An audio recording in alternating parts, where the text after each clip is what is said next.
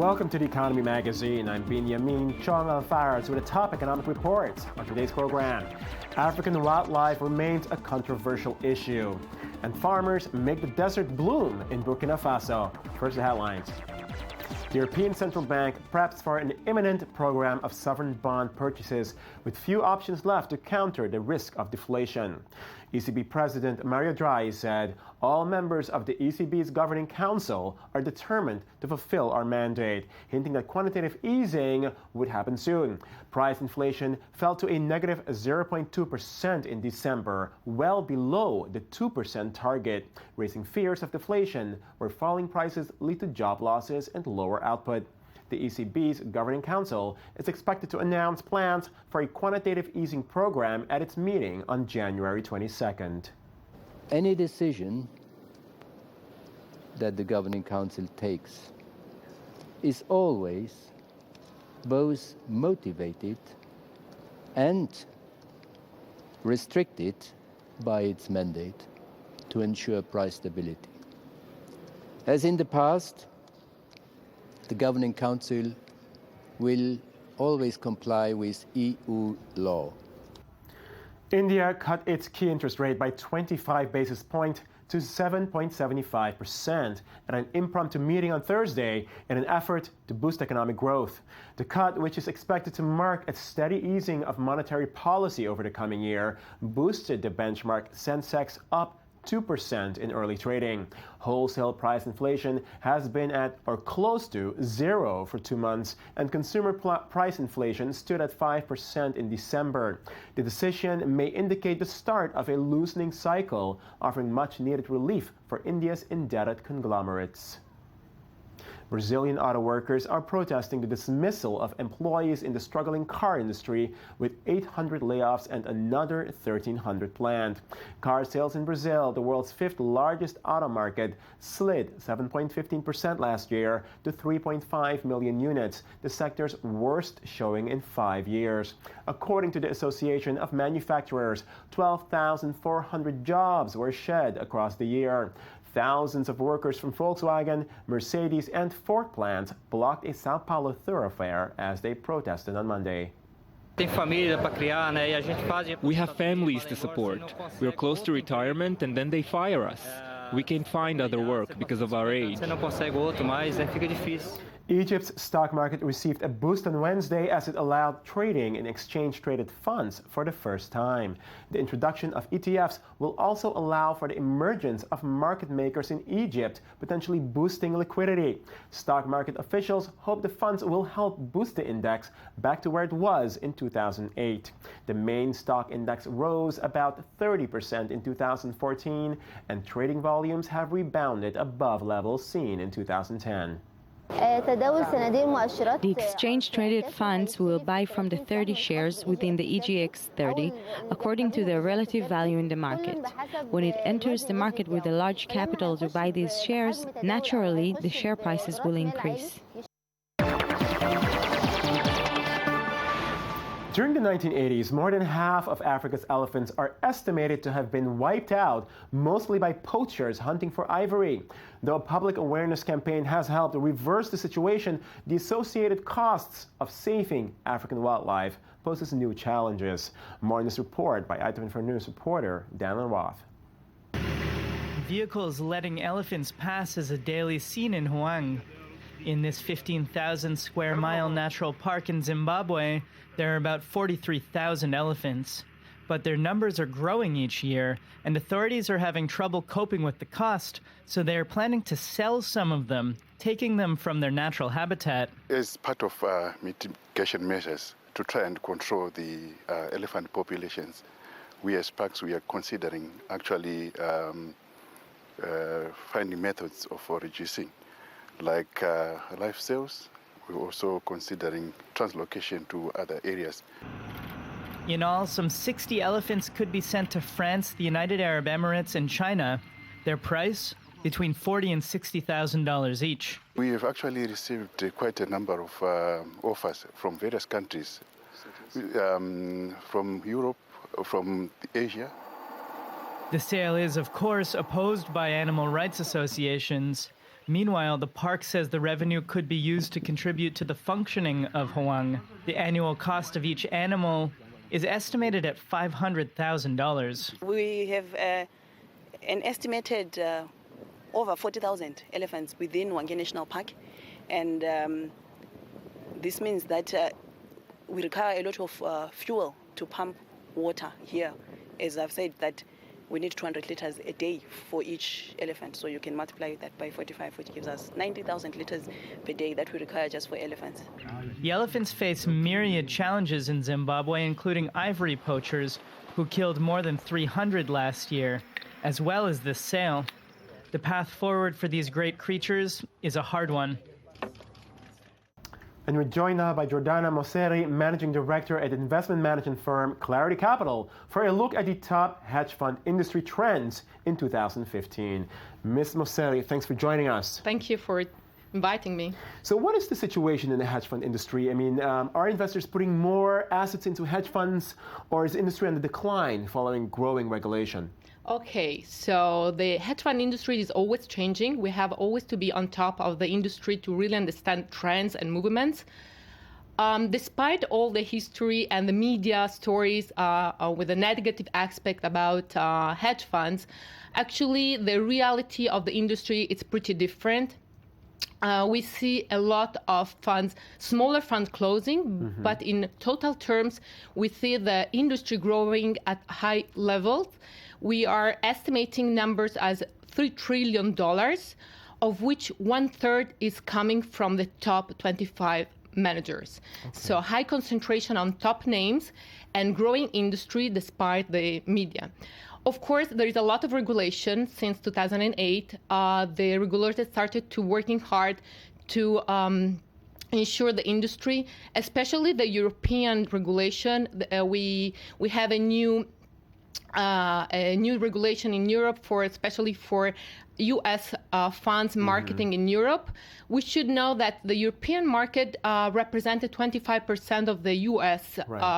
Investments in the large U.S. hedge fund space. Today, it's much more difficult. There is a new regulation called IFMD, and so it's for the hedge fund coming from the U.S., it's forbidden to make marketing in the Europe. If not, they only have to be regulated. It would take some time. How have hedge fund returns shifted in recent years? The dispersion of the hedge fund industry is pretty diversified. We have hedge fund that did very well. We had fund that did less well. Depends on the strategy and depend on the manager as well. We had good numbers, of course, after 2008, right. and less interesting years in 2011 and probably also 2013 compared to the market. The hedge fund industry underperformed. We had great numbers, but when the Standard & Poor's is just going up so much, you should expect skilled manager to perform more. However, we always have to remember that hedge funds are hedging, meaning they are reducing the risk on the portfolio, and they are performing better in more difficult scenarios. What investment strategies are attracting the most attention as we start 2015? Okay, great question. This is the question, actually. We see that the more interesting strategies are relative value, strategies that have less exposure to the market, both in the fixed income and equity. We don't know exactly what will happen. We really saw in the second part of 2014 a lot of noise in the market. Finally, after many, many years of up markets, we saw energy going down. So all the strategies that are less correlated to the market, that are able to deliver positive return on all kinds of market conditions, which are investing both in equity or fixed income, very tactical oriented, very trading oriented, very liquid. Okay. Well, Jordana Mosseri, Managing Director of Clarity Capital, thank you very much for joining us. Thank you. In Burkina Faso, where once was stony semi-wasteland, are now verdant crop fields rescued from relentless desertification by a simple farming technique largely spread by word of mouth. Here's the story. This was once a stony wasteland, but over the past 30 years, farmers in Burkina Faso have used simple techniques to beat back the desert so crops can thrive. In the small hamlet of Rim, near the border with Mali, farmers use the zai, or stone contour method, to rehabilitate depleted soil. Il a été question ici de transporter des pierres. It was a question of using stones to make small barriers, which form a cordon, slowing down the runoff water, letting it filter into the soil rather than running down the slope. This infiltration is what allows the plants to grow. Donc, ce qui va permettre, donc l'infiltration va permettre aux plantes de croître. These practices have transformed lives in the landlocked West African state, where 80% of people rely on farming.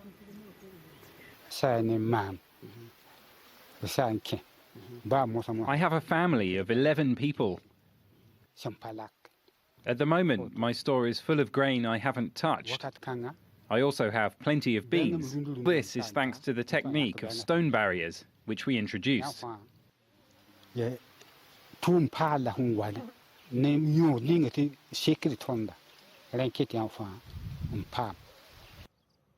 An estimated 500,000 to 740,000 acres of barren land have been rehabilitated in this way, an area roughly the size of Luxembourg. But in a region threatened by the advancing Sahara, there is more to be done. There are still many families who've not had the chance to change. They know and they want to adopt these practices, but they need the means. It doesn't take a lot, but the resources need to be directed to those who need them to implement these practices.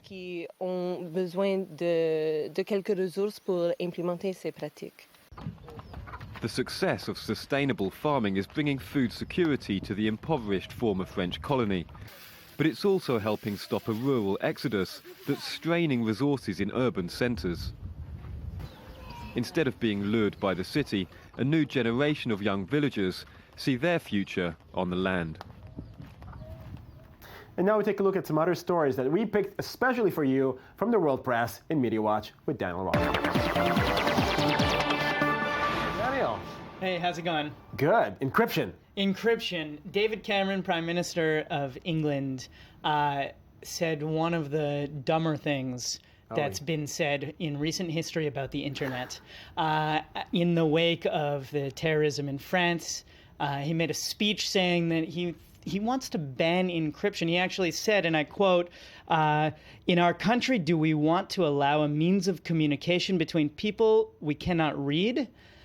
Which anyone who's has any interest in privacy rights would say, well, yeah, of course we want that. But the economic side of it is crazy, actually, when you think about it, because e-trading, online shopping, banking, messaging, all of these things use encryption. It's not something you can just do away with. The example given in this Guardian article actually says, think about Apple, for example. Apple's not going to stop providing privacy just for the UK. Right. They'd probably prefer to stop selling products in the UK, which is what you can really expect from most companies around the world if the Prime Minister were to actually go forward with this silly, silly plan. In other words, stick with your day job, so to speak, right? Exactly. Okay. Running the country That's or whatever. Expert. Yeah, okay. Next. Second, New York Magazine. Charlize Theron learned from the Sony hack that she made $10 million less than her co-star, Chris Hemsworth, who's younger, less experienced, newer to the scene. And by all rights, she should have been making more money if you're basing it on seniority, for example. But instead, they were basing it on gender, and she made $10 million less. So what she did was, when she found out, she went to Sony and said, please, can I have $10 million more? I just found out you paid me unfairly. To which they answered yes, and she got her $10 million. Really? Go Charlie's. Yeah, it's a big deal. It's an extra point in the corner of people who say it's good to ask for a raise. the reality, people quote the. I'll keep that in mind. Yeah, no, it's most of these surveys, most of the research says that one of the reasons, not all of the reasons, because there's discrimination, there's leave from work, there's a lot of reasons involved, but one of the major things is that people don't ask for raises, so they don't get them. In particular, because of work dynamics, women find themselves asking for less raises because they have less power, by and large, in workplaces because of patriarchy, et cetera, et cetera. They don't go drink beers with the boss, and exactly. They don't talk sports. The system, the social system, the hierarchy, it's all set up against that.